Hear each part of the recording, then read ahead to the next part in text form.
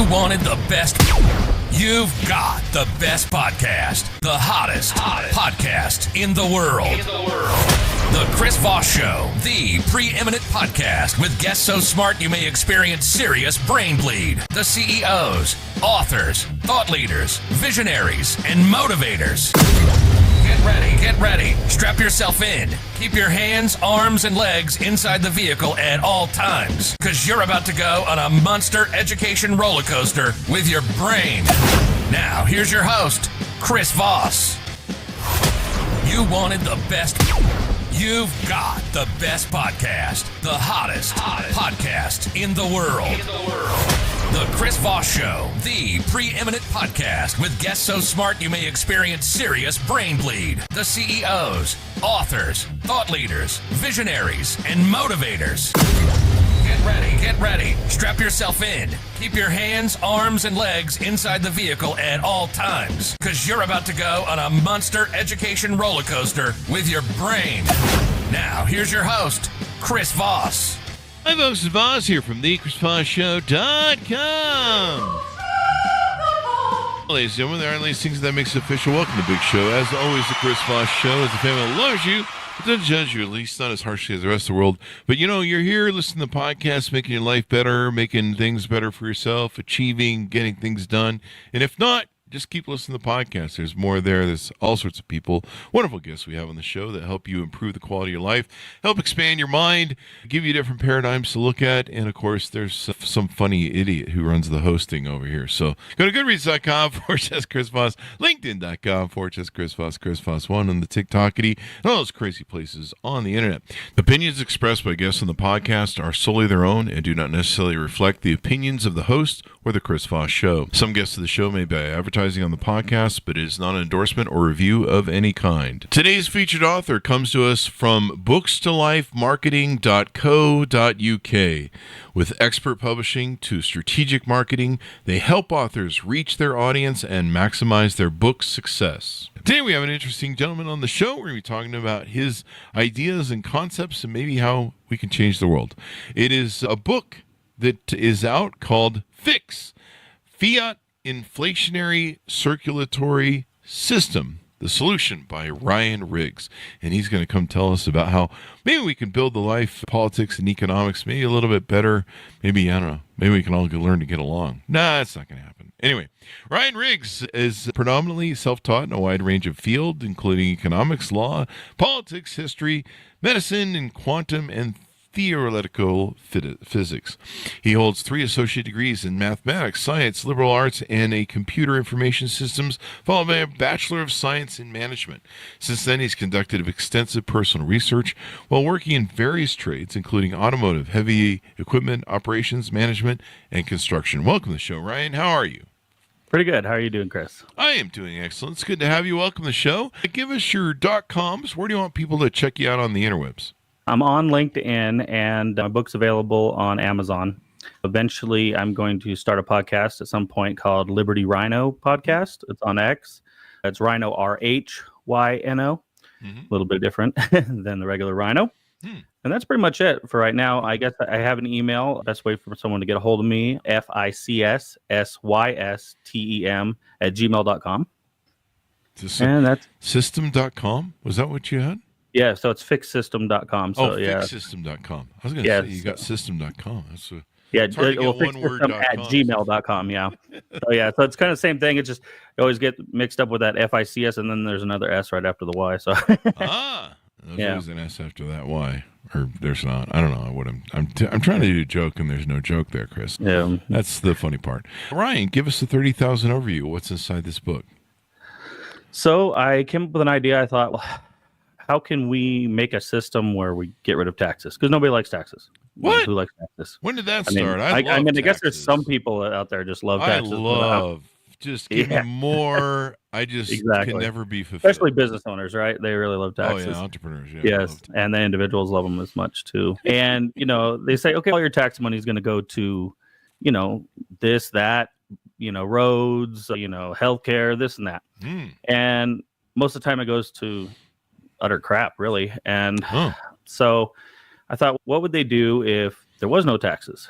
How could we make a system where there was no taxes, but still provide the incentives, build, have free healthcare, housing, free education, all the subsidies that people need, just to survive, and like the human nature to thrive in an environment. And what kind of system would that look like? And so I thought, we get to thinking about that. So I did a lot of research over about 10 years, figuring out, okay, how could we do this? And then I realized, our currency is based on a fiat system. So they're printing it out of thin air, basically. But then they're giving it to the banks. The banks are multiplying it by 10 times, or it's up to 900% once they loan it out to people, then get interest on that. And that's kind of how the system works today in the most simplest form. And I thought, why can't they just print their own money and just give it out they need to do? Well, then that causes massive inflation, right? So I'm like, okay, so how does our blood work in our body? This is where the circulatory system comes in. You breathe in oxygen, it goes into your blood, and then it goes and feeds the rest of your body. What if an economic system could do something like that and keep circulating without having a spiral debt crisis, or without having a massive hyperinflation like where things cost $10,000 for a loaf of bread or something like that? How can we hold that back? So my first thought, it was like, okay, let's do a trick of math. Say soda cost $1 and we wanted it to cost 10 cents. Let's drop to zero. Now it's 10 cents. What if we did that for the national debt? What if we did that for the currency itself, the redenomination? And we also did that for the bank accounts. So that way you're not losing your wealth, because everything across the board costs the same as it did before. But the psychology is a little bit, you're not paying $20,000. Now you're paying $20, because you've dropped those zeros and everything goes equal. So that was where I started. Then here comes AI. Here comes robotics. Here comes cryptocurrency. And I was like, okay, wow. Trying to get something like that situated through Congress or any type of political system was going to be a nightmare. So I wrote the book originally as like a bill that could be passed through Congress, something that was bipartisan. You've got the Republicans really love low taxes. You got the Democrats love lots of subsidies. Both of them are happy. We should be able to bring that together. So that was my best way of putting it together. Say, okay, maybe this could actually work because it's somewhat bipartisan. But then here comes cryptocurrency, and I'm like, okay, maybe I can make if we can't get it through Congress, maybe I can make a cryptocurrency like Bitcoin or something like that would use algorithms that would automatically implement the system, and then have governments get a hold of that coin, kind of like they're trying to buy Bitcoin now. And then that would automatically initiate the system. Okay. And then here comes AI. And now I'm really, and I realized even back then when I made this system, I knew that nobody's going to have a job in the future. We got robots, we got AI. They're going to be able to do anything a human can do. But the one thing that they can't do, at least not right away, they won't be able to own businesses. So I based the system where we get people who have the labor force turns into business owners. And then all we have to do is get the GDP equal to the amount of money that's printed. And if we can match that, you can print enough money to hold back inflation and still do that deflationary reevaluation of the currency by dropping a zero or dropping 5%. Or maybe using AI to automatically regulate the inflation by redenominating the currency at that time. And as long as GDP matches the growth that we're getting, which with the AI revolution and robotics we got coming forth, you can gain like 15% of growth in 5 years. And in a 10-year plan I've been working on, you can literally get into this system, no more national debt, all the problems are solved, all the goals that this book has are solved, and there is no more taxation, no more fees. Everybody starts owning a business. I mean, we're looking at what I've figured here is probably maybe from about, build the military up to as strong as it needs to be, give free healthcare, free education, school choice, all the necessities that are basically the basic necessities of human nature and needs. Okay. And that's given to the people who need it. Only the people who need to be subsidized. People who are unemployed, don't have a business yet, and then it's capped there. So they still need to strive to be better. Have that American dream, right? They got food, water, clean water. They got everything they need, a roof over their head. They're not laying on the streets, shooting up needles all day long. They are literally taken care of. And if they, want to survive and get bigger and thrive in their environment like human nature demands, then they will start a business and build from that. And then, so now you might think, they're printing all this money. So here you've got all this money being printed. That's too much money. Now it's going to cause inflation because now you've got a massive supply problem because everybody's got money and they can't build the things fast enough to take the demand. So what you have to do is make sure that the growth of the economy is equal to the amount of money that they print. And as long as that is, it stabilizes prices. You don't have massive inflation. It's not hyperinflation. It doesn't go so fast. And then when that inflation does build up to a certain point to where it could be a problem, you cut a zero. You divide it by 5. Now, not only do you divide the amount of money they're printing, you divide the debt to the government by that. You divide your own debt by that. Say if you own $100,000 on a house, now you owe $10,000 on the house. If you have $1,000 in your bank, now you have $1,000 in your bank. If a Pepsi costs $1, now it costs 10 cents. So it's kind of like going back into the 50s, just by dropping the zero off of the money. Now it can be divided by 5% depending on what an AI logarithm would do, and I'd be calling that a deflationary reevaluation. And that could happen multiple times quickly, especially in the beginning. But you see, I noticed that if you get rid of taxes, think about it. A company has to pay taxes on their employees. They pay taxes on the goods. They pay taxes on the raw materials and the fuel that they use to get those raw materials. And when it comes down the line, something that might cost $10 probably really only cost a penny, maybe 5 cents, because of so much taxes throughout the line, getting to that point to where the consumer's buying it, who's then now paying, now they're paying sales tax, and then then their own work, they're paying their normal taxes and their property taxes and so many other things. Once you drop those, you're going to get a massive deflation in the first place. So in the very beginning, it almost evens out because you drop all the taxes. Then after all the taxes are dropped, now that's causing a artificial deflation right away because now everybody can drop their prices because they're not having to pay taxes on it. And then you've also got the AI revolution. You got robots coming in that are going to be doing a job for 10 cents an hour instead of 50 to 60 bucks an hour in manufacturing. And then, so that's bringing down the prices. So now you have this opportunity to break into this system where you can print a lot of money without inflation going so fast that it can actually settle and even out. And once it's evened out, then you try to build that business-based economy instead of labor-based economy. Interesting. So would you say this is a bit like, I know there's several different models that are out there. There's the University Basic Income model, UBI. There's Andrew Yang was talking about $1,000 a month to people. There's different variations. There's one called, I think it's UBI that I mentioned. Is it similar to those sort of ideas? Universal Basic Income? I would call it the complete rival because this keeps capitalism to the height. I mean, everybody has a business at this point. You're not just giving out money to go sit on the couch. Innovation is driven because the only thing that's going to make somebody follow that American dream to succeed in their life is to innovate, make a better business, better quality, which also, you've got so many businesses now in this idea. Competition is everywhere compared to now. And universal basic income, where's that money coming from? Taxes.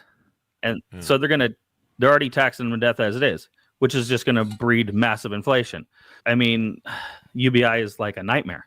I mean, I would rather have the robot revolution taking over than UBI. I mean, how is anyone going to get anywhere? I mean, that's basically communism in a way. How are you going to start a business with getting UBI? I mean, how it makes no sense to me. It looks like it's based to fail any type of UBI. Or, I mean, you might be able to stimulate the economy by giving some money to people, but to say, okay, now, we have 90% of the workforce out of work.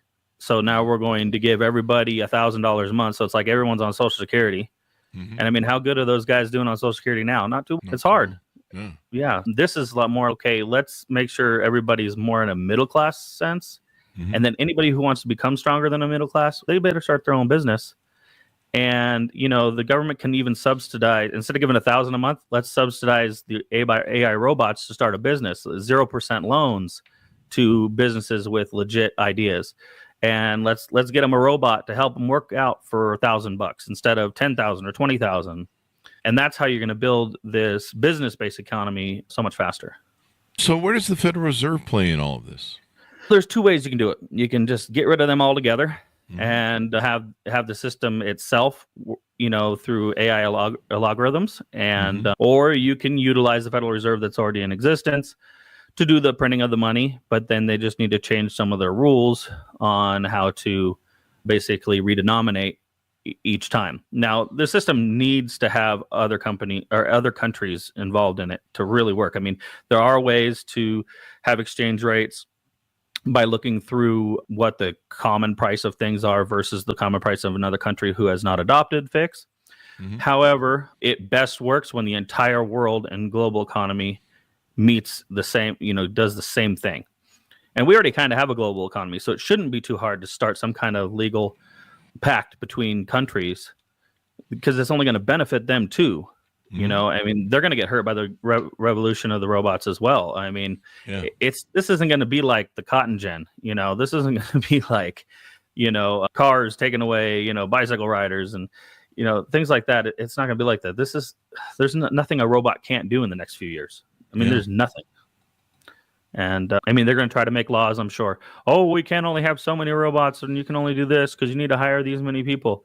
But that's putting a Band-Aid on this, and that's not a solution. Yeah. It's kind of interesting. Well, what are your thoughts right now? It's March of 2020, April 1st of 2025. There's a lot of, if you understand what's going on and who's behind it, there's a person who's gotten in the president's ear and told him that tariffs actually can work as a way to maybe solve some of the problems you're trying to solve in your book. How closely aligned is what they're doing to what you're doing, and maybe different? Let's say the reason he's doing tariffs, he's trying to bring, he's trying to bring more wealth to the country. So he's trying to bring investment in the country. There were more jobs coming to the country, which unfortunately those jobs are going to turn into robot jobs eventually. Yeah. Pretty soon, good more point, than likely. Actually, that's a really good point. But it is investment in the country. And even if they do turn into robot jobs, it'll actually benefit this system to come into place, because the more we have manufacturing here increases our GDP. And like I was saying before, if your GDP increases, you can print more money, which solves more problems, which allows for the system to work. So in that sense, it'll benefit. But I haven't seen anybody come up with any solution necessarily to this AI robot revolution that's coming, that I think people don't realize it's coming in a year or two, not 10 years from now, not 20 years from now.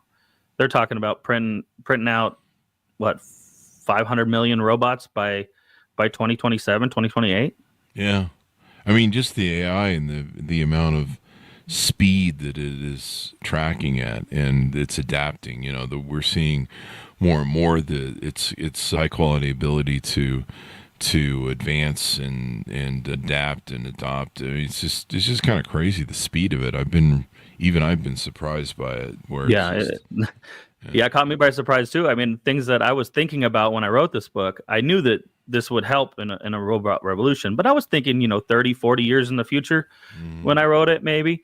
But then all of a sudden, 10 years in the future, this is happening. I'm like, oh my goodness. Yeah. And I mean, it's just astounding. I think OpenAI just came out with a new image model or something that's kicking ass and taking names, and it's freaking crazy. Oh yeah. And so, has this book changed? You wrote this book, I think, originally in 2017. That's when I published it. I wrote it, started writing it in about 2014, but I ended up publishing it in 2017. What was the proponent behind that? Why did you decide this is something you wanted to undertake? There was two things. I did anticipate a robot revolution in the future. I did believe that AI was coming, and I hated taxes. You hate taxes. I love taxes, on the other hand. Yeah. I mean, You get a lot of that. No. what's the old? I mean, the old adage. What's the old adage in life? So, did Socrates say it? There's two constants: death and taxes. So, which reminds me, I need to invest in a funeral home. Death is the constant. You always have customers, evidently. So, Yeah. And so you wrote the book. As much changed in your analyzation, your formula since 2017? As much changed, or anything like Yes, quite a bit. And I was actually in the middle of trying to think about how I'm going to do a volume 2 of this, because so much has happened since 2014 and into 2017 that I got to write a whole nother version of this based basically on the robot revolution, because this book was basically written as how Congress could just pass a bill, could reform the economic system, could reform the political system to try to help protect freedoms and liberties of everybody, at the same time being able to print as much money as they need to, because that was my biggest concern originally. It was like, okay, you give this much power to somebody who can just print money out of thin air and it's not checked, that could cause your liberties and freedoms to just be destroyed. And we've already kind of seen that with the Federal Reserve on how they got rid of the gold standard and everything. They're able to just kind of print money, and you could see some of the waste that they're showing right now in the new administration and stuff. It's okay, how did they get into all that? And it's because there's no checks there. And I had put in the book that they could do an independent, committee or something like that could hold it all together. But then you're trusting people. Then I was like, okay, then you have this basically constitution that says these people can't do these things. And it was all these restrictions just to try to save our freedoms. But the nice thing about now with AI and robotics coming in, and to be able to add that to the system, the AI can do the checks and balances, which is nice, because you ain't gonna go and bribe an AI. Hey, here's $100,000. Send me $1 million for Q-tips in Guatemala. I've tried to bribe AI and it doesn't work. So yeah, it doesn't care about money because it doesn't need money. It exactly. And it takes the human factor out of it. And in some places that's a good thing, and sometimes it's a bad thing. Yeah. But if all it's doing is calculating numbers, which is what computers have been doing forever anyways, I don't see really the harm in it. It's not going to take over the military. It's not going to turn into Terminator, Not yet. I mean, there's still time. At least not in the economic system, it won't. At least not in the economic system, it won't. Yeah. At least we hope not. So, you never know. I mean, AI it's really interesting, the whole aspect of it and potential, and what could go wrong, as Chris Voss likes to say during gaming. Yeah. But it's interesting, all the different aspects of it. So are you working on a book too then now? Yeah, really, actually, what I'm actually balancing back and forth. Am I working on, because it's coming so fast? I'm more working on a 10-year plan, and it might turn into a book as well. But it's more of a 10-year plan on how to get our current situation into this system within 10 years, which it would take 10 years to do it smoothly. Yeah, could it just be done and turned on overnight? Yeah, but it'd cause mass, hysteria. They're like, oh my God, what happened to this and that? And people just wouldn't understand it. Yeah, it needs to be a gradual change. And I think the AI and the robots will be a somewhat gradual change. But if it starts soon enough, then there is a 10-year plan that'll work that won't be so drastic that it, just shocks the system. Yeah. And people have to have buy-in, they have to mentally understand what it is. I think even now there's so many people that they just don't understand how anything works. I mean, it's really interesting to me. Yeah. They have no understanding of the Federal Reserve, how it works, M1, M2 money policy and stuff. They just have no fucking clue. And yet they're voting on who they're electing without an understanding of how things work. I mean, they actually believe a president can really manage the economy or control the economy, and you're just like, seriously, how long have you guys been alive, paying attention? But they some someone who wants to be president, can just lie and just say, "Oh yeah, we'll give you everything when you elect me," and yeah, there'll be no taxes, there'll be no this, there'll be no that. Yeah, people need to really understand things for the buy-in and get to know it. But there's always, I like to say in business, there's always a better way to do anything. So there probably is definitely a better way out there. So as we go out, give people the final pitch to pick up your book. .com's where they can go, and ways they can onboard with you or reach out to you. Okay. Yeah. So it's on Amazon. You can find it. The Fiat Inflationary Circulatory System, the solution. FICS is the main title. Mm-hmm. Basically, I'd just like people to get to know how it works and understand it, because it is a simplistic form in the book's very simplistic in explaining how it can work. Just like you said, it's real difficult for people to understand how things are working now. Mm. But when you get rid of everything else and you're like, okay, they're just printing the money, they're giving you the money, and then AI is regulating the inflation. I mean, that's kind of the most simplistic way to put it. Mm-hmm. So yeah, I hope you guys come out and give it a read. Any .coms and stuff that you want people to go to? Like I said, I'll be starting a podcast at some point, Liberty Rhino, RHYNO, on X. So if you guys would like to follow me on X, that's where I'm at. What is the Rhino referred to? My name is Ryan, and I also do a little karaoke thing too, and we call it Rhino Karaoke. Oh, Rhino. So I do that for fun and, around where I live. So that might be fun to put that into the AI image prompt and say, give me an image of a bunch of rhinos doing karaoke. Oh yeah. Fun. In fact, I do that actually on some of the advertisements I do for when we do karaoke. So I'm doing all kinds of things, riding motorcycles, all kinds of stuff. Oh, really? Karaoke. Yeah. Oh, rhinos. Yeah, it's helped on that one. Yeah. Thank you very much for coming on the show. We really appreciate it, man. Thank you very much, sir. Thank you. And thanks to our audience for tuning in. Order the book wherever fine books are sold. Fix Fiat Inflationary Circulatory System, the solution. We need more solutions and ideas in this world, folks.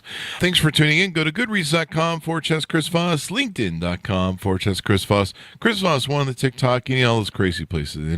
Be good to each other. Stay safe. We'll see you next time.